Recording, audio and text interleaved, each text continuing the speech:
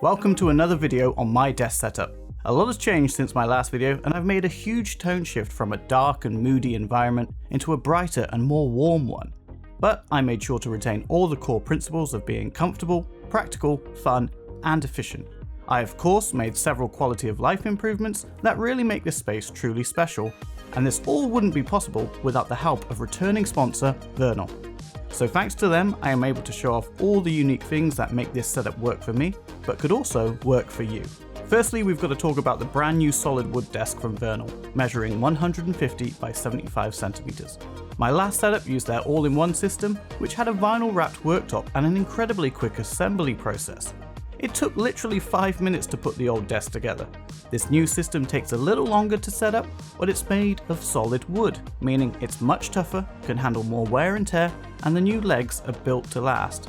So much so that they're backed by a 15-year warranty. If that's not enough, it's also rated to withstand 160 kilograms of weight. I chose to go with the maple wood option, which is the brightest finish they sell. However, if that's not your cup of tea, they also offer it in cherry wood and walnut finishes in various sizes and leg combinations. The control panel has also had an update. Vernal have made the choice to remove one of the programmable buttons, so you now have 3 in total.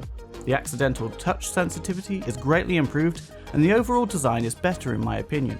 It's almost like it's part of the desk, as opposed to just hanging there. I think having 3 programmable options is a good idea, as I personally only ever use 3. One for sitting, one for standing, and another for a surprise later on. One huge change in my opinion is that the desk now comes with the option of wheels. For me, wheels make a standing desk even better, as you're able to move and turn the desk with ease, making the process of cable managing and organizing things so much easier. To complement it, I have the matching solid wood desk shelf, which retains all the best parts of the previous one.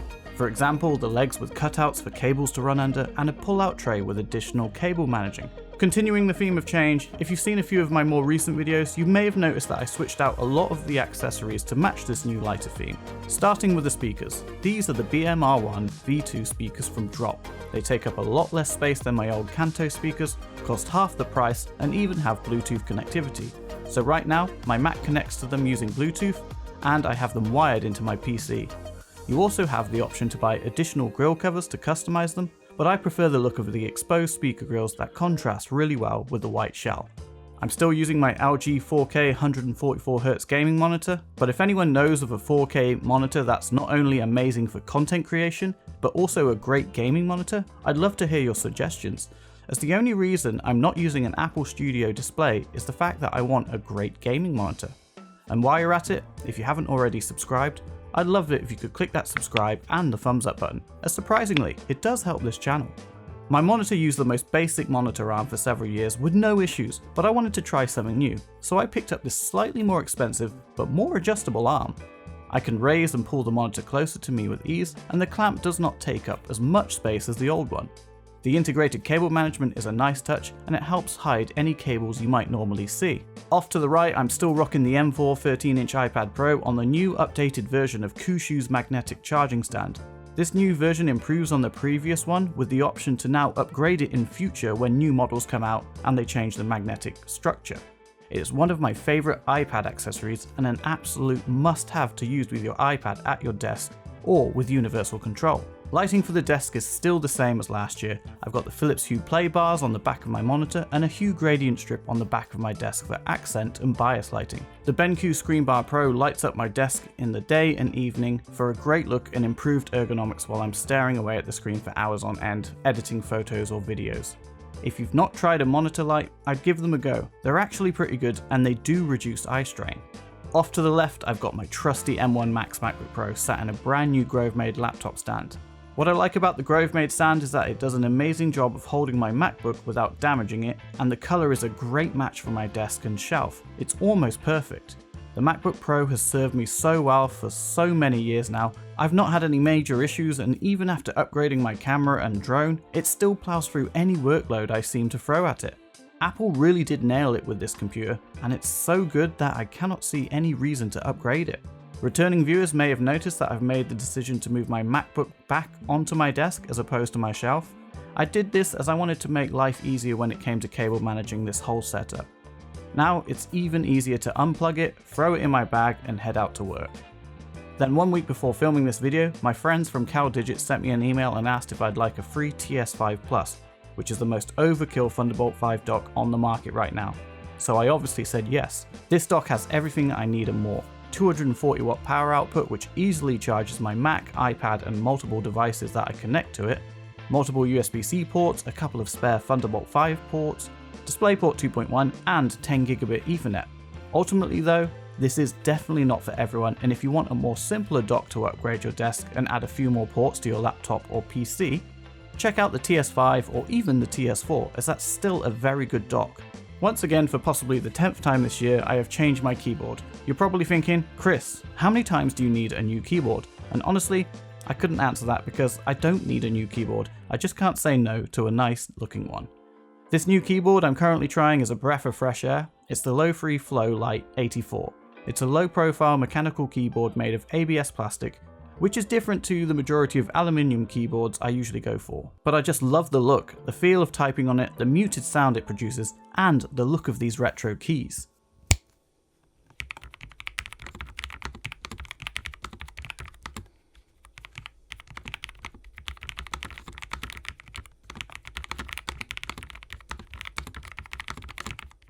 Honestly, most mechanical keyboards have all the same features these days, so unless you're going down the custom route, you gotta get a good quality keyboard regardless.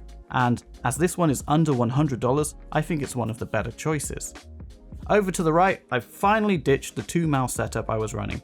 I thought to myself, the G502X is an excellent mouse, it feels good in the hand, and to me it's just as ergonomic as the MX Master 3S. And because I use the PowerPlay mousepad, I don't ever have to worry about charging it, as it's always charging.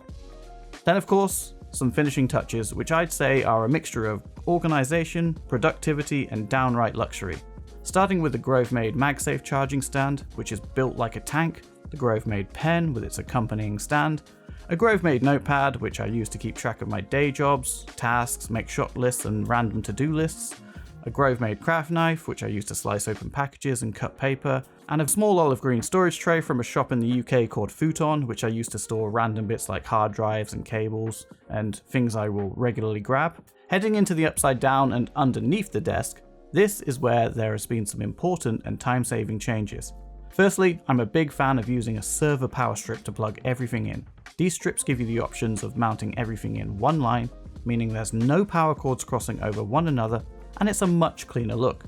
I've ditched the USB switch from my last setup, and I've replaced it with a Ugreen 8K KVM.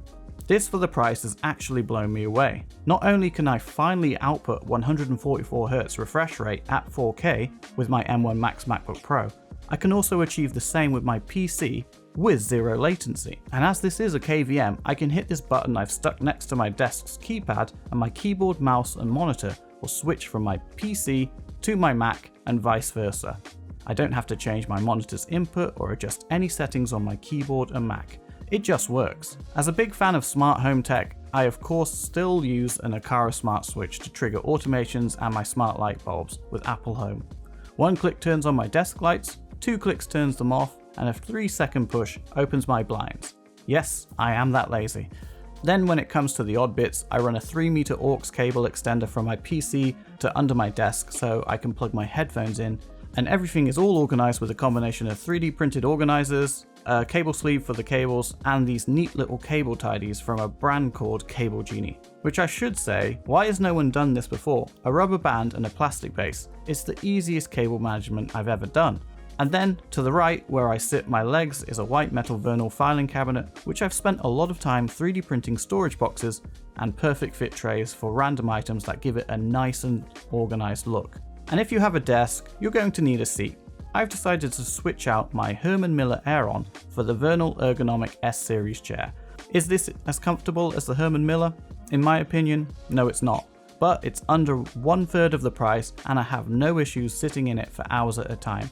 It has all the adjustability you could need, like a seat pan that moves forward and back, tilt lock, adjustable arms and a headrest. What more do you need? And finally, a new inclusion to the setup is a fold-up treadmill.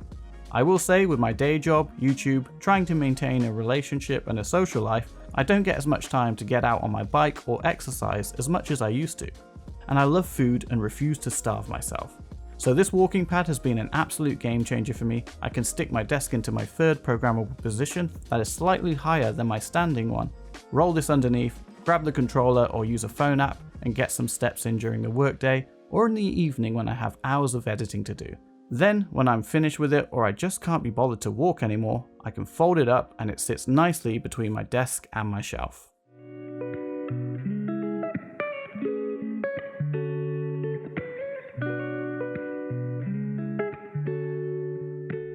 Now it's time to move over to what has become a hybrid space where I can be creative, store personal belongings, have a bit of personality, and a space to store my server and gaming PC.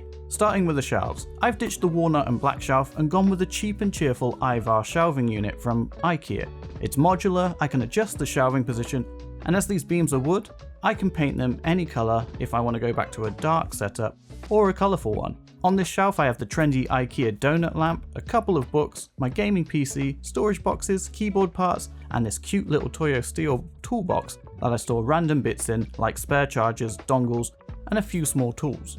One big change is my brand new ZimaCube NAS. This NAS has been such a great addition to my setup. As someone who creates content on YouTube and has a job in photography, I chew through an awful lot of storage space on my Mac, and external drives are becoming an inconvenience.